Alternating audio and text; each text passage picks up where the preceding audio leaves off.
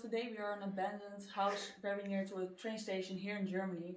By the looks of it, it was an old use for the train station after I think one family was living inside here to keep it prevented from people breaking in.